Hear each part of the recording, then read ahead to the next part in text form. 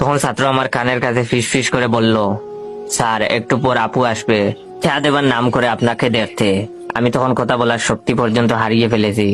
ঠিক তখনই দেখলাম কালো একটা মেয়ে মুখে সাদা পাউডার মেখেছে, ঠোঁটে লাল লিপস্টিক, লাল টিপ, একদম অদ্ভুত খারাপ দেখতে।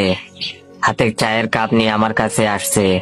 ছাত্র তখন আমার আবার ফিস ফিস করে বলল, স্যার আমার আপু, তার সাথেই আপনাকে আব্বু আম্মু জোর করে বিয়ে দিবে। জানি না আমার তখন কি হয়েছিল, শরীরের সমস্ত শক্তি নিয়ে জুড়ে একটা চিৎকার দিয়ে জ্ঞান হারালাম। যখন জ্ঞান ফিরলো তখন দেখি ছাত্রের মা আমার মাথায় পানি ঢালছে আর ছাত্রের বাবা আমার হাত পা মালিশ করছে। আমি তখন সুজা ছাত্রের মায়ের পায়ে ধরে কাঁদতে কাঁদতে বললাম, আন্টি আমায় মাফ করে দিন, আমি বিয়ে করতে পারবো না। আমি খুব গরিব, আমাকে নিয়ে আমার বাবা মার অনেক স্বপ্ন, তাছাড়া আমার গার্লফ্রেন্ডও আছে। ও যদি জানে আমি বিয়ে করেছি তাহলে আমায় মেরে ফেলবে। বাই দ্য ওয়ে, এইটা মিথ্যা ডায়লগ ছিল।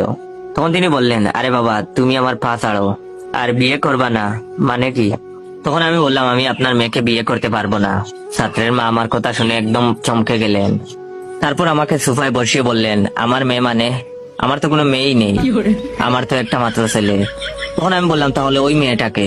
তখন তিনি বললেন, আমাদের বাসার কাজের মেয়ে। যখন আন্টি বললেন ওই মেয়েটা ওনাদের বাসার কাজের মেয়ে, এই কথাটা শোনার পর আমার মাথায় আকাশ ভেঙে পড়লো।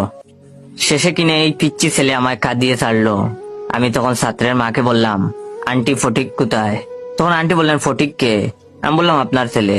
তখন তিনি বললেন, আমার ছেলের নাম তো পিয়াস, আর তুমি অজ্ঞান হবার পর পিয়াস যেন কোথায় গেল। আমার মাথায় তখন জিম জিম করছে। এই ছেলেটা মহা টাউটার, এই বয়সে যেরকম টাউটারি করে, বড় হলে না জানি কি কি করে।